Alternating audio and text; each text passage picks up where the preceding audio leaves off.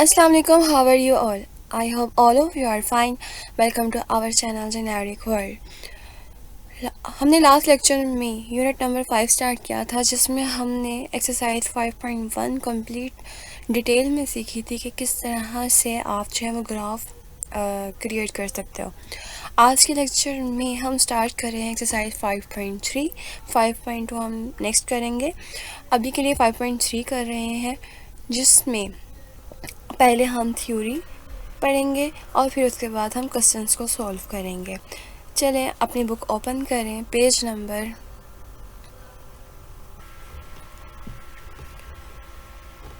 Number open करेंगे आप लोग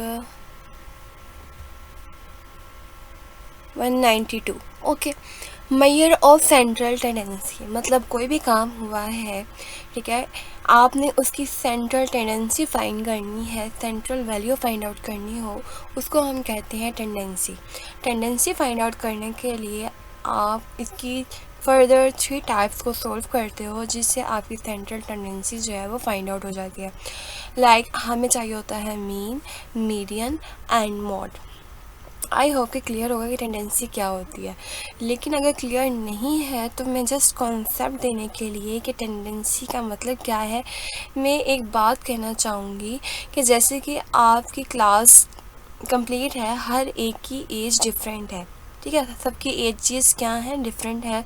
कोई 12 का है, कोई 18 का तो नहीं होगा, छोटे ही होंगे सब, 14 का होगा, कोई 10 का है, ठीक है, फ़र्ज़ करें, ठीक है, इन सब एजेस यहाँ ये हैं। अब हम चाह रहे हैं कि सेंट्रल टेंडेंसी बताएं कि सेंट्रल एज कौन सी है आपकी क्लास में, तो आप उसका एवरेज फाइंड आउट करते हो। एवरेज क्या होता है कि तमाम जितने स्टूडेंट्स हैं उन सब की एजेस को कैलकुलेट मतलब सम करने के बाद जितने स्टूडेंट्स हैं उतने नंबर ऑफ़ स्टूडेंट्स से डिवाइड कर देते हो। लाइक 5 स्टूडेंट्स हैं, 5 स्टूडेंट्स की एजेस ली, उन सबको ऐड किया और फिर हमने डिवाइड कर दिया 5 से, क्योंकि हमारे 5 स्टूडेंट्स थे, ठीक है। फिर जब आप उसको सॉल्व कर लेंगे तो आपके पास एक चीज़ आएगा, एवरेज आएगा। एवरेज होता है आपका मीन, ठीक है, नॉर्मली मीन होता है, ठीक है। इसी तरह से मैंने जैसे कि कहा कि मीन, मीडियन और मॉड जब फाइंड आउट कर लेंगे तो आपकी वैल्यू एक आएगी सेंट्रल टेंडेंसी की, तो मीन निकलेगा। इसी तरह से मीडियन फाइंड आउट करोगे, फिर एक चीज़ मॉड फाइंड आउट करोगे, फिर आपको टेंडेंसी जो है वो मिल जाएगी। Okay, the measure that give the centre of the data is called the measure of central tendency. कोई भी डाटा है उसका जो सेंट्रल हिस्सा होता है उसको कहते हैं टेंडेंसी। आप ये डेफिनेशन अंडरलाइन कर लीजिए। डेफिनेशन ये वाली अंडरलाइन करने के बाद आप लोग जो है ये कि सेंट्रल टेंडेंसी के टाइप्स जो है फर्दर कितनी है, मीन, मीडियन एंड मॉड। आगे मीन, अगर आप मीन फाइंड आउट करना चाह रहे हो तो क्या करते हैं, the average is calculated by adding the values and then dividing it by the total number of values. It is noted by x bar, यानी मीन को हम एक्स बार से शो करते हैं। इसके अलावा जितने नंबर ऑफ स्टूडेंट्स, मैंने अभी एग्जाम्पल दी है, जितने स्टूडेंट्स की एजेस हैं उन सबको हम ऐड कर लेंगे, ठीक है। x1 x2 मतलब कि फर्स्ट एज, सेकंड एज, ठीक है, या first value second value, different value तो हो सकते हैं, तो ये ऐड करेंगे। और फिर जितने स्टूडेंट्स हैं, लाइक 5 थे ना स्टूडेंट्स, तो n = 5 होगा, यानी कि 5 स्टूडेंट्स से आप डिवाइड कर दोगे 5 से, तो यहाँ पर समीशन x जो है वो इन तमाम वैल्यू का सम होता है, उसको हम कैपिटल एक्स से शो कर रहे हैं, और डिवाइड बाय एन, ये आपका फार्मूला होता है। आपने फार्मूला याद करना है इसका मीन का, ठीक है। एक्स बार इक्वल होता है सम ऑफ ऑल वैल्यूज़, जितनी भी वैल्यूज़ हैं उन सबको प्लस कर दिया जाए, एंड नंबर ऑफ़ वैल्यूज़, जितनी वैल्यूज़ हैं, नंबर की जितनी वैल्यूज़ हैं उससे डिवाइड कर दिया जाए। और इसके अलावा इसको हम कहते हैं डायरेक्ट मैथड। आई होप कि इतना क्लियर है। नेक्स्ट है आपके पास, ये देखें, अगर एग्जांपल देखो, the score of students in the 8 paper the, इतने पेपर्स में सबके कितने कितने मार्क्स हैं, इतने इतने मार्क्स हैं, 8 पेपर्स में इतने इतने मार्क्स आए हैं। फाइंड द मीन स्कोर, तो आप मीन स्कोर फाइंड करो इन तमाम सब्जेक्ट्स का, ठीक है। आप क्या करोगे, इन सबको प्लस करोगे, ठीक है, प्लस प्लस प्लस करने के बाद जितने सब्जेक्ट्स हैं 1 2 3 4 5 6 7 8 से डिवाइड कर दोगे, ठीक है, तो आपके पास आंसर आएगा 78। तो मीन स्कोर आपका 78 है। अब ये डाटा जो है वो आपका अभी ग्रुप डाटा है, जिसके लिए हम अनग्रुप डाटा, सॉरी, ये अनग्रुप डाटा के लिए आपने मीन फाइंड आउट करना है, ये वाला फार्मूला यूज़ करते हुए। नेक्स्ट आ जाए, नेक्स्ट आपके पास है short formula for computing arithmetic. Arithmetic mean find करने के लिए आपके पास वो जो सेम पीछे वाला था वो डायरेक्ट मेथड था, मतलब जो अभी हमने प्रीवियस किया है, और ये वाला जो है वो आपका शॉर्ट मेथड कहलाता है। ठीक है, अब यहाँ पे पढ़ेंगे लेट ए बी कंसीडर या the computation of arithmetic mean using direct method for ungroup data as well as for the group data. अभी हमने ग्रुप डाटा की बात नहीं की है, तो आप कंफ्यूज मत होइए, कभी हम अनग्रुप डाटा की बात करें। Ungroup data as well as for group data, अगर कोई ग्रुप डाटा होगा तब भी is no doubt easy for small values of x and f. छोटी छोटी कम वैल्यूज़ होंगी तो उसके लिए तो आसान है कि हम वो प्रीवियस जो फार्मूलाज दिए हैं उनको यूज़ करते हुए हम जो है इसको सॉल्व कर लें। अभी हमने अनग्रुप का फॉर्मूला नहीं पढ़ा, अभी सिर्फ अनग्रुप का फॉर्मूला पढ़ा है, ग्रुप डाटा का फॉर्मूला नहीं पढ़ा। बेशक आप अभी जो है वो ग्रुप डाटा को इधर कैंसिल कर दो। ठीक है, आप कह रहे हैं कि अनग्रुप डाटा लें, वो छोटी वैल्यूज़ के लिए तो सूटेबल है, लेकिन अगर बहुत बड़ी वैल्यूज़ आ जाती हैं तो ये डिफ़िकल्ट हो जाता है उनके साथ डील करना। ठीक है, तो इस चीज़ को कम करने के लिए, कैलकुलेशंस को कम करने के लिए वो टेक डेविएशन, हम क्या लेते हैं, डेविएशन लेते हैं फ्रॉम एन अज्यूम्ड और प्रोविजनल मीन। मीन से हम वो लेते हैं क्या, डेविएशन लेते हैं। अब डेविएशन कैसे लेते हैं, let A be considered as a provisional mean. A को हम कहते हैं कि मीन है आपका असल में, यानी जो एक्स की वैल्यूज होती हैं उसको हम कहते हैं ए, और वो मीन भी कहलाते हैं। May be any value from the value of x और एनी नंबर, यानी एक्स की वैल्यूज़ में से ए, मैं आपको अभी फाइंड आउट करना बताऊंगी कि कैसे फाइंड आउट करते हैं। अभी के लिए समझ लें, ए जो है वो आपका प्रोविजनल मीन होता है डाटा का, यानी जहाँ पर एक्स की वैल्यूज़ होती हैं। And D denote the deviation from A से एक्स, यानी एक्स की वैल्यूज़ जो हैं वो ए से डेविएट करती हैं तो वो वैल्यूज़ क्या कहलाती हैं, डी। डेविएशन से वैसे एक किस्म से हमारे माइंड में आ रहा है कि कोई चीज़ मुड़ना, उसका किसी और जाने टकरा कर किसी और जाने मुड़ जाना। ठीक है, डेविएट होती हैं एक्स की वैल्यूज़ ए से और हमें प्रोवाइड करती हैं डी। वो कैसे होगा, डी इक्वल होगा एक्स माइनस ए। हम क्या करेंगे, ए की वैल्यू को एक्स की वैल्यूज़ में से माइनस करेंगे for X equal to D plus A, तो यानी कि एक्स इक्वल होता है डी प्लस ए के। अभी के लिए आपका ज़रूरी है कि ए का पता होना चाहिए और D equal to X minus A पता होना चाहिए। ठीक है, अब आपके पास फार्मूला अनग्रुप डाटा के लिए आपका ये फार्मूला होता है। ठीक है, और ग्रुप डाटा के लिए आप ये फार्मूला यूज़ करते हैं। अभी चूँकि हम अनग्रुप डाटा पढ़ रहे हैं तो आपने इस पर फोकस करना है, A plus summation D over N. Okay, ठीक है, अभी हम क्वेश्चन सॉल्व करते हैं, उसके बाद हम जो है फर्दर डिस्कस करेंगे। चलिए हम चलते हैं स्लाइड की जानिब। स्लाइड की जानिब जाने से पहले क्वेश्चन नंबर 1 देखिए। क्वेश्चन नंबर 1 है व्हाट इज़ द मीन, कि मीन क्या है। Explain the method of calculation of mean for ungroup data. Ungroup data के लिए आप जो मेथड्स बताएं जिसे मीन जो है वो फाइंड आउट होता है, जो अभी मैंने डेफिनेशन करवाई थी पेज नंबर 192 पर। ओके, ये आपकी डेफिनेशन होगी मीन की। इसको डिनोट किया जाता है एक्स बार से, और इसके अलावा जो फॉर्मूला और जो मेथड है वो ये है। ठीक है, ये वाला फॉर्मूला लिखना है और ये वाला फॉर्मूला लिखना है। ये आपका क्वेश्चन नंबर 1 बनता है। ठीक हो गया, आई होप इतना क्लियर है। अब हम नेक्स्ट मूव करते हैं क्वेश्चन नंबर 2 की जानिब। क्वेश्चन नंबर 2 में क्या कह रहा है, compute mean by direct and short method. अभी मैंने डायरेक्ट मेथड का फॉर्मूला भी बता दिया आपको, शॉर्ट मेथड का भी फॉर्मूला बता दिया है, A plus summation D over N. Okay, अब हम क्वेश्चन को सॉल्व करेंगे और मैं बताऊंगी आपको कि ए की वैल्यू कैसे फाइंड आउट करेंगे और डी की वैल्यू कैसे फाइंड आउट करेंगे। डोंट वरी, इजी एक्सरसाइज है, just you need to get concept to solve the question, यानी कि कोई भी क्वेश्चन सोल्व करने के लिए आपको उसका कॉन्सेप्ट लेना ज़रूरी है। सो कॉन्सेप्ट पे फोकस करें। आपके पास क्या है, आपने एक अनग्रुप डाटा है तो आपने डायरेक्ट मेथड से और शॉर्ट मेथड से इसको सोल्व करना है। चलें स्लाइड की जानिब चलते हैं। That was your question. ठीक है, इसका मैंने पार्ट 1 लिया है। आपने क्या करना है, मीन फाइंड आउट करना है डायरेक्ट मेथड से। डायरेक्ट मेथड जो मैंने बताया था वहाँ पे क्या था कि सम ऑफ ऑल वैल्यूज़, जितनी भी वैल्यूज़ हैं उनको ऐड कर लिया जाए और जितनी वैल्यूज़ हैं उससे डिवाइड कर दिया जाए। ठीक है, तो अब आप क्या करेंगे,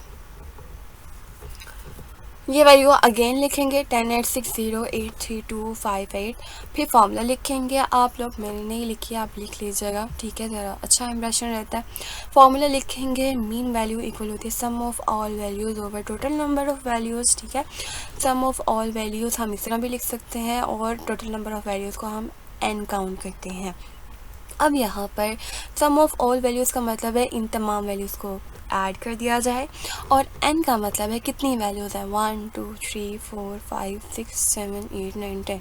सो n इक्वल टू 10 है, ठीक है। तो आपने क्या करना है, वही किया, 10 लिखा और इन सबको ऐड कर दिया। ऐड करने के बाद आपके पास आंसर आता है 54, और ये 10 एज इट इज़ डिवाइड होता है और आपके पास आंसर आ जाता है 5.4, ठीक है। That was your direct method.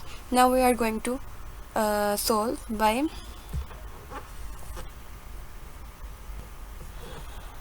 अब जो है हम शॉर्ट मेथड से क्वेश्चन को सॉल्व करेंगे। क्वेश्चन हमारा यही होगा 1086083284 में हम राइट कर लेते हैं शॉर्ट मेथड के लिए। ऐड करने के बाद हमारे पास a इक्वल टू 8 है। अब यहाँ पर फोकस करना है कि 8 कैसे है। अब 8 क्या करोगे आप लोग, क्या करते हैं, मिडल वैल्यू फाइंड आउट करते हैं। मिडल वैल्यू कैसे फाइंड आउट होगी, अगर मैं यहाँ से 4 वैल्यूज़ निकाल दूँ, यहाँ से भी 4 वैल्यूज़ निकाल दूँ, तो यहाँ से भी 8 भी निकाल दूँ, 3 भी निकाल दूँ, फिर तो कुछ भी नहीं रह जाएगा, ठीक है। यहाँ पर 2 वैल्यूज़ रह गई हैं। अगर तो एक वैल्यू रह जाती है तो वो आपकी एक ही वैल्यू होगी, ठीक है। और अगर आपके पास 2 वैल्यूज़ आती हैं तो आपने इसमें से कोई भी सिलेक्ट कर लेनी है। ए इक्वल टू 8 भी ले सकते हो, a इक्वल टू 3 भी ले सकते हो, लेकिन मैंने स्टूडेंट से कहा था कि आप जो वो ग्रेटर वैल्यू ले लो, ठीक है। इस वजह से मैंने यहाँ पर भी a इक्वल टू 8 ही लिया है, ओके। आप अगर 3 भी लेंगे तब भी आंसर आपका करेक्ट ही आएगा। नाउ अब आपने क्या करना है, इसके लिए फॉर्मूला लगाना होता है x प्लस यानी कि x की बार equal to a plus summation d over n, जो कि मैंने बाद में पढ़ाया था, ठीक है। तो उसके लिए पहले हमें चाहिए है d, और d कैसे निकलता था कि हम x की वैल्यूज़ जो कि ये मौजूद है हमारे पास, उसमें से a की वैल्यू को माइनस करें, तो हम वही करेंगे। इसमें ये x की वैल्यूज़ आ गई हैं आपके पास 10860832, मैंने सारी ऐसी तरतीब से लिख दी हैं जैसे गिवन थी। उसके बाद x माइनस a करेंगे, यानी कि d हमारे पास तब आएगा। आप देखो 10, अब 10 है, 10 माइनस 8 करो क्योंकि हमारा फार्मूला x माइनस a है। 10 माइनस 8 करोगे तो आपके पास प्लस 2 रह जाएगा। 8 माइनस 8 करोगे तो 0, 6 माइनस 8 करोगे तो माइनस 2, 0 माइनस 8 करोगे तो minus 8, 8 minus 8 0, 3 minus 8 minus 5, 2 minus 8 minus 6, 5 minus 8 minus 3, 8 minus 8 0, 4 minus 8 minus 4 आ जाएगा, ठीक है। फिर उसके बाद आपने क्या करना है, इन तमाम वैल्यूज़ को कर लेना है ऐड। जब करेंगे तो आपके पास आंसर आएगा -26, और इसको हम समीशन डी में लिख रहे हैं क्योंकि ये सम है इन तमाम वैल्यूज़ का, ठीक हो गया। समीशन डी आपके पास इक्वल हो गया है -26 के इक्वल। अब हम क्या करेंगे, फॉर्मूला अप्लाई करेंगे। आपके पास फॉर्मूला होता है x bar equal to a plus summation D over n। तो a हमारे पास 8 था, समीशन डी हमारे पास -26 निकला, और n हमारे पास 10 था। इसको सोल्व करेंगे, 10 8 80 हो जाएगा, 80 माइनस 26 करेंगे 54 आएगा, 54 और 10 ऐसे ही डिवाइड हो रहा है, आपके पास आंसर आ जाएगा 5.4। अब आपने नोट किया होगा कि हमारा जो हमने डायरेक्ट मेथड किया है और जो हमने शॉर्ट मेथड किया है, इन दोनों का आंसर सेम आ रहा है, ठीक हो गया। वो आपका डायरेक्ट मेथड था और ये आपका शॉर्ट मेथड है। अब बेशक ये थोड़ा सा लॉन्ग मेथड लग रहा है, लेकिन ये शॉर्ट मेथड है आपका, ठीक है। अब हम करते हैं question number 3। First of all look at your book, exercise 5.3, question number 3। Calculate the mean from the following information. आपने जो ये इन्फॉर्मेशन गिवन है, d equal to x minus 140 और समीशन d equal to 500 and n equal to 100, या ये जितने भी क्वेश्चन 3 क्वेश्चंस गिवन हैं ये असल में आपके फार्मूलाज बनते हैं। अगर मैं दिखा दूँ, चलिए पहले समझ लें। जब आपके पास इस तरह की कंडीशन होगी ना तो ये जो है वो आपका डी इक्वल, आपको याद है हमने अभी क्वेश्चन किया डी इक्वल होता है x माइनस ए के। तो ये आपके पास x है तो इसका मतलब ये a की वैल्यू है, हमें a की वैल्यू मिल गई है। समीशन डी इक्वल हमारे पास 500 है और n इक्वल टू 10 है। तो फिर आपके माइंड में कौन सा फार्मूला आता है? आप सिंपल क्या करेंगे, समीशन x की बाहर लिखेंगे इक्वल टू, फार्मूला लगाएंगे a plus summation D over n। ठीक है, मैं अभी करके दिखाती हूँ। ठीक है, a हमें मिल गया a इक्वल टू 140। ठीक है, मैंने अच्छा a इक्वल टू 140 आ गया है और आपने क्या किया, a की जगह पे 140 पुट कर दिया, समीशन d की जगह 500 आ गया क्योंकि हमें गिवन था, और n की जगह पे 10 आ गया। जब आप इसको सॉल्व करेंगे, इसकी कटिंग करोगे, 10 5 द 50 आएगा, तो 50 आ जाएगा यहाँ पे, 10 5 the 50 and 0 as it is, तो 50 रह गया। और 140 प्लस 50 करोगे तो 90 आ जाएगा। ठीक है, ये आपका सोल्व हो गया है। लेकिन अगर ऐसा हो जैसे आपका क्वेश्चन नंबर 2 एंड 3 है बुक पर, मैंने यहाँ पे थर्ड सोल्व कर रही हूँ कि x माइनस ए तो हमें मिल रहा है लेकिन नीचे डिवाइड में भी वैल्यू है। प्रीवियस क्वेश्चन जो हमने किया क्वेश्चन नंबर 3 का फर्स्ट पार्ट, वहाँ पे डिवाइड में कोई वैल्यू नहीं थी, डिनोमिनेटर में कोई वैल्यू नहीं थी। अगर कोई वैल्यू डिनोमिनेटर में आ जाए तो आप इसको कहेंगे h। ठीक है, h के इक्वल होगी ये वैल्यू, स्मॉल h। ठीक है, अब आप क्या करोगे, since u equal to x minus a over h। अच्छा, इसका फॉर्मूला भी मैं बुक से दिखा देती हूँ आपको। Coding method of finding arithmetic mean, arithmetic mean का कोडिंग मेथड है।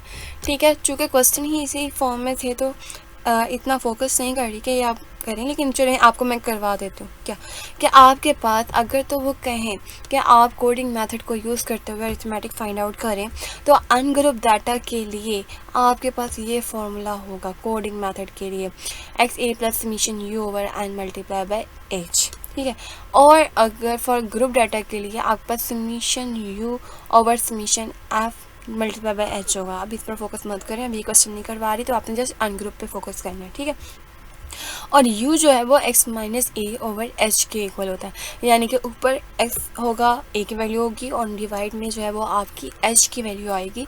ठीक है, तो इस वजह से मैंने वहाँ पर जो है वो एज लिखा है। एज होता क्या है, हमारे पास असल में क्लास इंटरवल होता है। ये अभी आपने नहीं पढ़ा है तो अभी, अच्छा चले ये देखें, नहीं अभी आप ना करें, अभी आगे जाके जब आप करेंगे ना क्वेश्चन तो आपको ये क्लियर कर दूंगी मैं कि क्लास इंटरवल क्या होता है। ठीक है, वैसे तो आपने एक्सरसाइज 5.1 नहीं 5.2 में आता है इंटरवल। ओके, आप जो है अभी क्वेश्चन पे फोकस करें। अभी आपने कॉन्सेप्ट नोट करने के x माइनस ए है और ये आपका है h। ठीक है, डिवाइड में आ जाएगी वैल्यू तो h होगी। तो यहाँ पर मैंने क्या किया, सिंपल इसको एज का नाम दे दिया। एज हमारे पास 6 के इक्वल है, ए हमारे पास जो है वो 130 के इक्वल है, समीशन यू आपको गिवन है 60, और एन जो है वो चूँकि 100 गिवन था तो इस वजह से एन इक्वल टू 100 है। आपने फार्मूला कौन सा लगाना है, कोडिंग मेथड वाला। लेकिन अगर आपको नहीं याद है कौन सा फार्मूला है तो आप बस क्वेश्चन की कंडीशन अगर देखें तो हमें पता चल रहा है कि हमारा ये वाला फार्मूला लगेगा, A plus summation you over N multiply by H, क्योंकि हमारे पास एज की वैल्यू आ गई है। ओके, नाउ हम इसे फर्दर सोल्व करते हैं। फर्दर हम क्या करेंगे, फॉर्मूला अप्लाई करेंगे, आपके पास आ जाएगा x माइनस ए, नो सॉरी ये सही जा रहे हैं, x माइनस ए यानी कि हमारे पास a इक्वल टू 140 होगा। ठीक है, तो आप क्या करोगे, x बार फॉर्मूला अप्लाई करोगे, a इक्वल टू 140 आ जाएगा, प्लस समीशन d हमारे पास क्या था 500 था, और n की वैल्यू हमारे पास 10 थी। ठीक है, अब आप इसको फर्दर इसको सॉल्व करोगे, यहाँ पे क्या रह जाएगा, ये तो हमने कर नहीं लिया स्टूडेंट्स। ये क्वेश्चन जो था वो 190 आता है। ठीक है, सॉरी मैंने मिस्टेक कर दी थी, 90 लिख दिया था, 190 है। ओके, अब यहाँ पर ये माइंड में रखिए, ए आपके पास 130 है, एन जो है वो आपके पास 100 है, और समीशन यू जो है वो आपके पास क्या है 60 है, और एज जो है वो आपके पास 6 है। आगे हम फॉर्मूला अप्लाई करेंगे, फॉर्मूला अप्लाई किया, अब इसके अंदर वैल्यूज़ पुट कर देंगे, 130 प्लस 60 ओवर 100 मल्टीप्लाई बाई 6। आप क्या करोगे, यहाँ से हमने क्या है कि 6 ये ज़ीरो जो है वो ज़ीरो से कैंसिल कर दिया है। ठीक है, फिर आपके पास रह गया 2 3 द 6, यहाँ पे 3 होगा और यहाँ पे 2 5 द 10। समझ आ रही है बात? मैंने क्या किया है, पहले तो मैंने ये 0 0 से कैंसिल किया है, फिर 2 3 द 6 बन रहा है एंड 2 5 द 10 बन रहा है, यानी कि 3/5 रह गया। फिर 6 को 3 से मल्टीप्लाई किया 18 बन गया, ओवर 5 18/5 आ गया है। 18/5 के बाद जब आपने इसको फर्दर सॉल्व किया है आपके पास वैल्यू आ गई है 650। 5 को 130 से मल्टीप्लाई करेंगे 650 आएगा और 18 प्लस होगा डिवाइड बाई 5। जब आप इसको प्लस करेंगे ऐड करेंगे तो आपके पास आंसर आएगा 668 divided by 5 equal to 133.6। That was your question number 3। ठीक है, उसका एक पार्ट रह गया है, वो आपने सेम इसी तरीके से करना है। अब आपके पास है आगे question number 4। If the mean of 15 numbers is 75 find their sum. Mean क्या था? मीन की वैल्यू होती है x बार। ठीक है, आपके पास जो है वो फॉर्मूला आता है सिंपल मीन का। x बार इक्वल होता था किसके? सम ऑफ ऑल वैल्यूज़ के, और उसको डिवाइड करना था नंबर ऑफ़ वैल्यूज़ से। ठीक है, आपने फॉर्मूला अप्लाई करना है। जब आप फॉर्मूला अप्लाई करते हो sum of all values over total number of values, ठीक है, एन, तो आपके पास गिवन में 75 जब वो मीन है और नंबर जो है वो आपके 50 बनते हैं, क्योंकि उन्होंने कहा है कि मीन ऑफ 50 नंबर्स। ठीक है, सम ऑफ वैल्यूज़ जो है वो आपने फाइंड आउट करनी है। आपने ये फॉर्मूला लगाया, ठीक है। अब सम ऑफ वैल्यूज़ जो है आपने फाइंड आउट करनी है, जबकि मीन गिवन है और एन गिवन है। आपने वो वैल्यूज़ जो है वो इसके अंदर एंटर कर दी। यहाँ पे आ गया 75, यहाँ पे आ गया 50 और ऊपर जो है वो सम ऑफ वैल्यूज़ ही आ गया, ऑल ऑफ वैल्यूज़ आ गया। जब आप 50 को 75 से मल्टीप्लाई करते हो आगे तो आपके पास आंसर आता है सम ऑफ ऑल वैल्यूज़, और फिर आंसर आता है 3750 equal to sum of all values. Sum of all values को हम समीशन एक्स से भी शो कर सकते हैं, तो आंसर आएगा समीशन एक्स इक्वल टू 3750। तो आपको ये क्वेश्चन नंबर 4 का फर्स्ट पार्ट समझ आ गया है। अब क्वेश्चन नंबर 7 देखते हैं। माइंड में रखिएगा, हमने जस्ट मीन की वैल्यू पुट की है, एन की वैल्यू पुट किया, उनको मल्टीप्लाई करके आंसर निकाल दिए। अब क्वेश्चन नंबर 7 देखें। क्वेश्चन नंबर 7 देखें। The mean height of 10 women is 1.5। It mean ये एक्स बार है 1.5 मीटर, और टोटल हाइट ऑफ 10 वुमेन आपने फाइंड आउट करनी है। वहाँ पे सम ऑफ ऑल वैल्यूज़ थी, यहाँ पे टोटल हाइट ऑफ 10 वुमेन है। ठीक है, और आपके पास एक्स बार 1.5 गिवन है और मीन ऑफ हाइट 10 वुमेन्स मतलब n इक्वल टू 10। क्लियर? अब आप क्या करोगे, इन दोनों वैल्यूज़ को मल्टीप्लाई करोगे तो आपके पास आंसर आ जाएगा find out total height of 10 women, तो उसकी टोटल हाइट आ जाएगी उसी तरह से जिस तरह से अभी हमने क्वेश्चन नंबर 4 का पार्ट 1 किया। ठीक हो गया, नेक्स्ट करते हैं। नेक्स्ट क्वेश्चन नंबर 6 देखें। ये जो क्वेश्चन नंबर 4 है मैं दोनों का कंपैरिजन करके बता देती हूँ। The mean of this values, तमाम वैल्यूज़ ये एंड जी आल्सो इंक्लूड है, मतलब सम ऑफ वैल्यूज़ में आप इन सम वैल्यूज़ को ऐड करने के साथ साथ लिखेंगे 5 + 7 + z, 4 + 5 + 10 + 9 + 8 + 11 + 9 + 11 + 5 + 7 + z। इन तमाम वैल्यूज़ को ऐड करने के बाद वो कह रहा है कि इसका मीन यानी कि एक्स बार जो है वो 8.8 है, तो आपने z की वैल्यू फाइंड आउट करनी है। ठीक हो गया, और आपने अगर n फाइंड आउट करना हो तो n कितनी वैल्यूज़ बन रही हैं, 1 2 3 4 5 6 7 8 9 10 11 आपके वैल्यूज़ है। ठीक है, यहाँ पे मीन आपका 8.8 है और n आपके पास 11 बन रहा है, और इन तमाम वैल्यूज़ के z तक आप ऐड करेंगे और यही फॉर्मूला अप्लाई करेंगे sum of all values over number of values वाला। ठीक है, और आपका ये क्वेश्चन सॉल्व हो जाएगा। इसी तरह से क्वेश्चन नंबर 6 है। The mean maths of 10 students is this. ठीक है, मीन मतलब कि एक्स बार जो है वो आपके पास क्या है, 30.5 है। द मैसेज ऑफ 9 स्टूडेंट, अब 9 स्टूडेंट के मैसेज जो हैं वो ये सारे बता दिए कि ये हैं, लेकिन वो कह रहा है कि 10th जो स्टूडेंट है ना वो हमें नहीं पता कि उसका जो मैथ्स है वो कितना है। तो आपने 10th स्टूडेंट की जगह m लिखना है या कोई वेरिएबल ऐड कर लेना है, बिल्कुल ऐसे जैसे यहाँ पर z है ना, सबको ऐड करेंगे साथ में प्लस z ऐड हो रहा है, यहाँ पर गिवन है, बस यहाँ पर गिवन नहीं है तो आप इसकी जगह पर m लिख लेंगे। ये क्वेश्चन मैं आपको करवाती हूँ। Let the maths of 10th student is m। आप फॉर्मूला अप्लाई करोगे, फॉर्मूला वही वाला sum of all values over total number of values, sum of all values over N आपके पास क्या है 10, क्योंकि 10 वैल्यूज़ हैं, क्योंकि 9 गिवन है और एक आपने फाइंड आउट करनी है, ठीक है। और यहाँ पर मैंने प्लस m लिख दिया। इसी तरह से जब आप क्वेश्चन नंबर 4 का सेकंड पार्ट करोगे तो यहाँ पर z आ जाएगा, ठीक है। अब मीन गिवन था तो 30.5, वो हमने यहाँ लिख दिया है, और n इक्वल टू 10। इन तमाम वैल्यूज़ को जब हमने ऐड किया सिवाय m के, हमने 271.9 आया प्लस m लिख दिया ऐसे ही, और 10 वहाँ पर जाकर क्या हो जाएगा मल्टीप्लाई, 30 से मल्टीप्लाई होगा तो आपके पास आंसर आता है 305, और 271 यहाँ पर डिवाइड हो, क्योंकि हमें m की वैल्यू फाइंड आउट करनी है तो ये वैल्यू हम वहाँ पर लेकर जाएंगे, माइनस हो जाएगी, ये प्लस यहाँ पर जाकर माइनस हो गई है, तो आपके पास m की वैल्यू क्या रहेगी 33.1। ओके, ये आपका आंसर आ गया, ठीक है। इन्हीं सिमिलर स्टेप्स से आपका क्वेश्चन नंबर 4 का पार्ट 2 हो गया है, और वैसे मैंने एक्सप्लेन कर भी दिया है। ओके, नेक्स्ट हम करेंगे क्वेश्चन नंबर, यहाँ पे एक्सप्लेन कर दिया क्वेश्चन नंबर 4 का 2 पार्ट है, सेम है।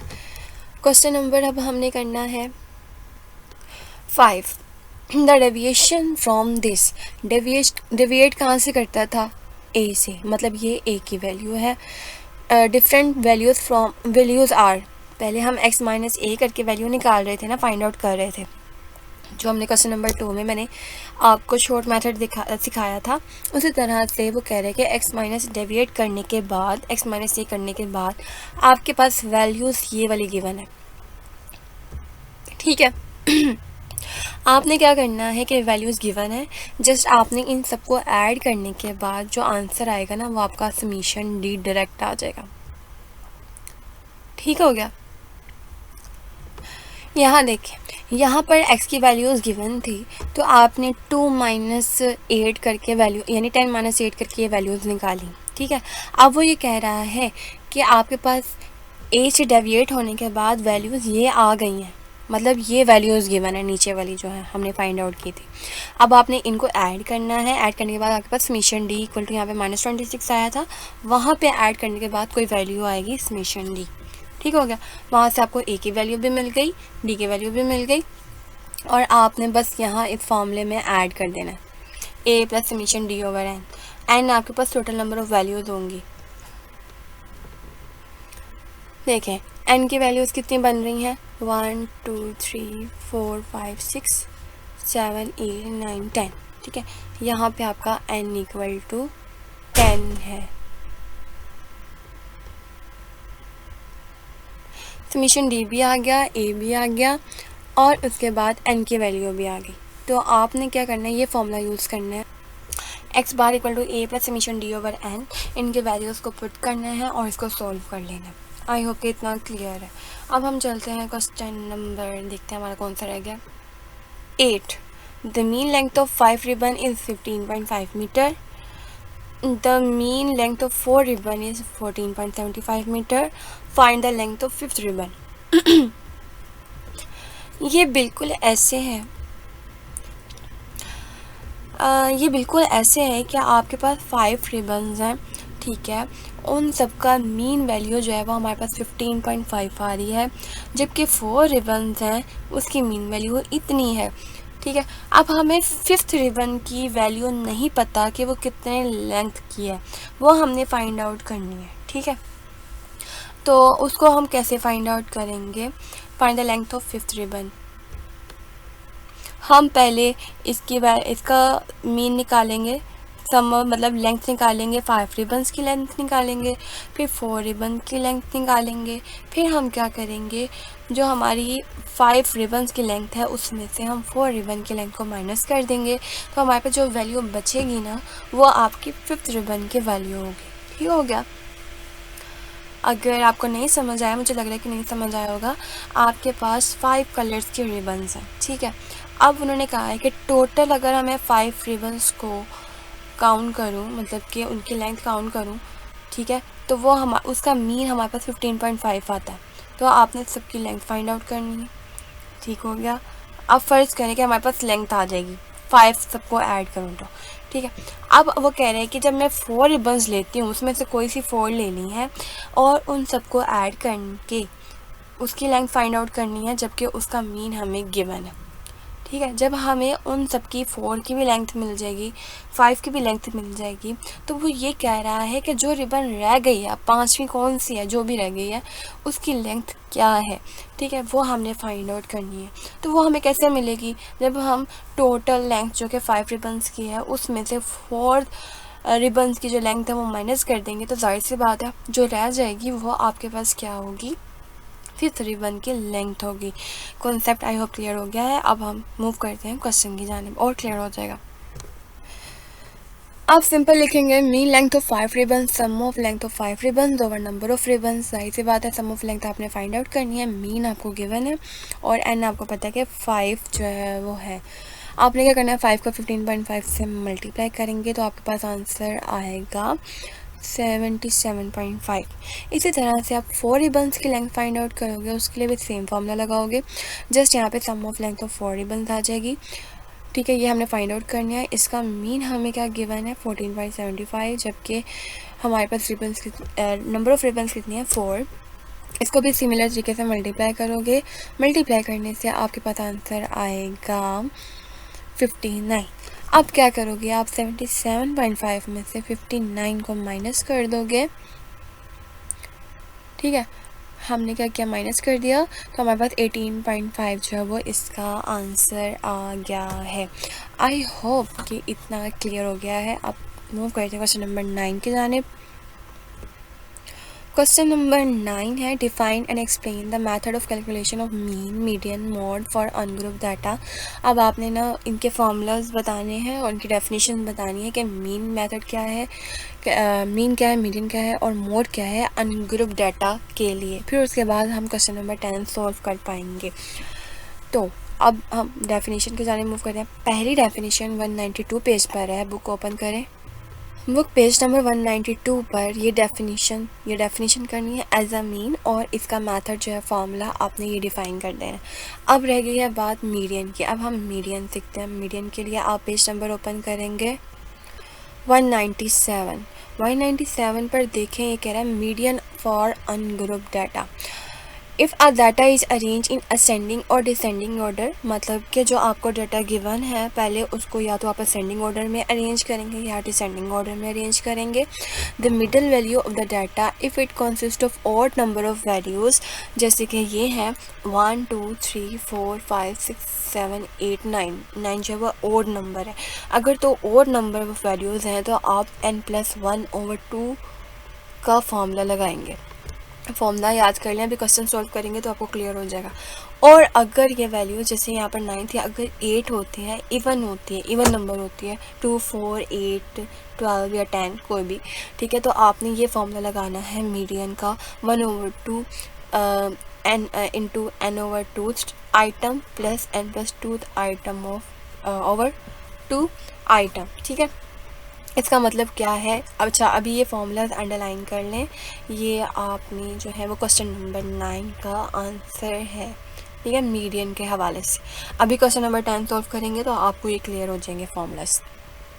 मोड के लिए पेज नंबर 198 पर आएँ। मोड जो है वो आपको गिवन है, ये mode is a value that occur most frequently in data, यानी कि कोई डाटा है उसमें कोई वैल्यू जो सबसे ज़्यादा रिपीट हो रही होगी ना, वो होता है मोड फॉर अनग्रुप डाटा।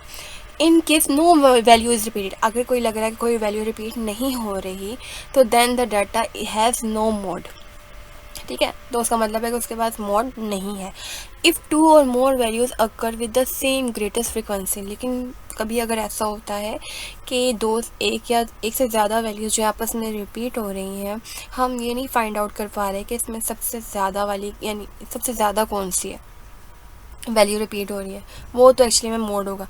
लेकिन अगर एक से ज़्यादा वैल्यू सेम जो है फ्रिक्वेंसी से रिपीट हो रही है, मतलब कि 2 भी 3 बार है, 5 भी 3 बार है, तो आपके पास ऐसा नहीं है कि 5 जो है वो 4 टाइम है और 2 जो है वो 3 टाइम है। अगर ऐसा होता तो 5 जो है वो आपका मोड ऑफ डाटा होता। लेकिन अगर 2 भी 3 टाइम है, 5 भी 3 टाइम है, तो इस केस में आपका 2 और 5 दोनों जो है वो आपके मोड ऑफ डाटा है। ठीक हो गया।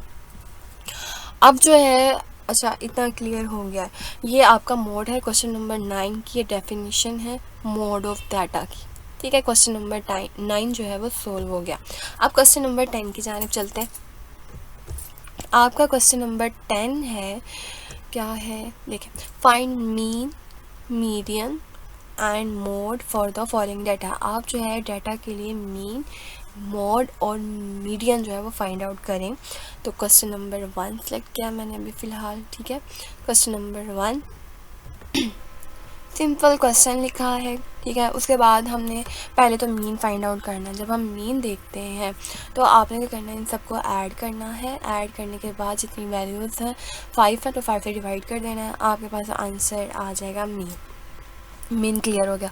अब मीडियन के लिए स्टेप क्या था कि आपने पहले डाटा को अरेंज करना है असेंडिंग या डिसेंडिंग में। तो मैंने इसको असेंडिंग में कर दिया, 62, 71, 75, 83 एंड 90। उसके बाद आपने क्या करना है, फॉर्मूला लगाना है।